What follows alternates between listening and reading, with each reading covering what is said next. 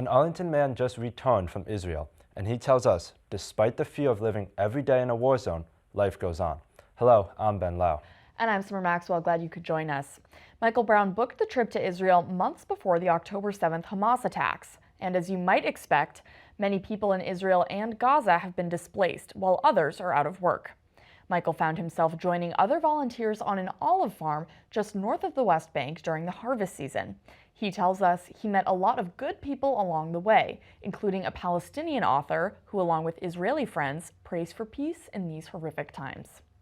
One of my cousins in Balfouria said they could use help in the harvest because so many of the usual farm workers were gone. You know, many of them come from Thailand, and after October 7th, they all went home. So they were looking for volunteers, and I said, well, I'm grateful I'm able-bodied, I could help. So I spent several days harvesting olives, which, you know, for me, it was nothing. It gave me some exercise and met some nice people, and it was all volunteers. Since the war is on, colleges are not in session because many of the students are mobilized. They are in reserve. So as a result of that, we cannot have classes in colleges, and I have time now. So not only me, there are other many people who have the same issue. They have time on their hand, they don't work, and this is how our supermarkets are well stocked now because of people in Israel who are now working with the farmers, bring all these products to the market.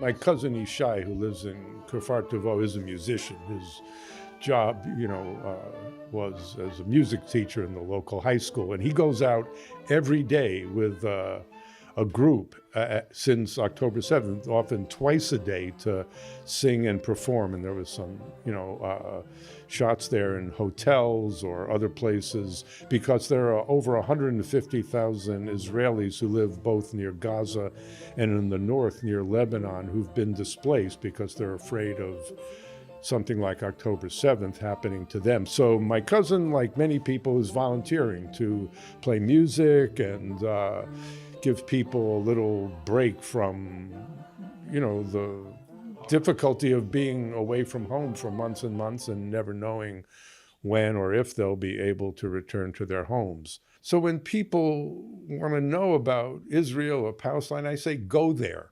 I mean, I did meet, and I encourage people to read the book by Rayak Rizak, the Palestinian man who lives in Neve Shalom, Wahat Salam, this oasis of peace. It's the story about peace. He's a Palestinian, and he says, until we can stop blaming each other and just telling our own stories, it's going to be impossible to bring about any kind of peace between Palestinians and Israelis. Michael is one of ACMi's newest board members, and we welcome him aboard.